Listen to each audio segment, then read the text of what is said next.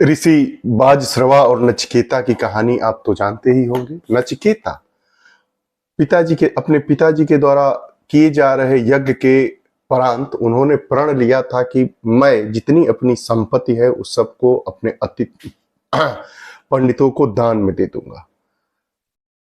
नचिकेता ने देखा कि जो दुर्लभ हो चुकी गायें हैं, जिनके दिन बीत चुके हैं, यह दान देने के बाद इनका उपयोग ही नहीं रहेगा।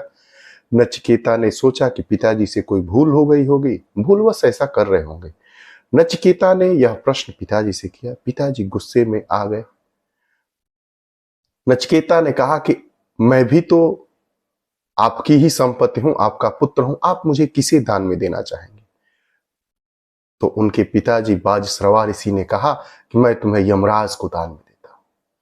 पिता की आज्ञा मानकर नचिकेता यमराज के यहां चले गए। यमराज के यहां जब वह पहुंचे तो उनके दूत कहे, इस बालक की तो अभी उम्र पूरी ही नहीं हुई है, यह क्यों यहां आ गया? 3 दिन तक इंतजार करने के बाद यमराज से जब उनकी मुलाकात हुई तो यमराज ने कहा कि 3 दिन रहे हो, आदर अतिथि सत्कार तो हमने किया ही नहीं, कुछ वर मांग। नचिकेता के द्वारा 3 वर मांगे गए। वह तीनों वर कौन कौन से थे? नचिकेता ने पहला प्रश्न वर यह मांगा कि अगर मैं वापस जाऊं तो मेरे पिताजी मुझे पुत्र के रूप में स्वीकार करें।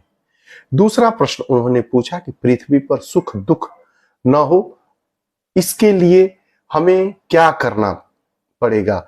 और तीसरा प्रश्न उन्होंने पूछा कि मृत्यु कैसे होती है और मृत्यु के बाद व्यक्ति कहां जाता है? इसी को यमराज ने बताने से इनकार कर दिया, लेकिन नचिकेता के द्वारा बार बार यह पूछे जाने पर उन्होंने इसका प्रश्न का उत्तर देने पर विवश हो गए। ये रही नचिकेता और बाजश्रवा की कहानी।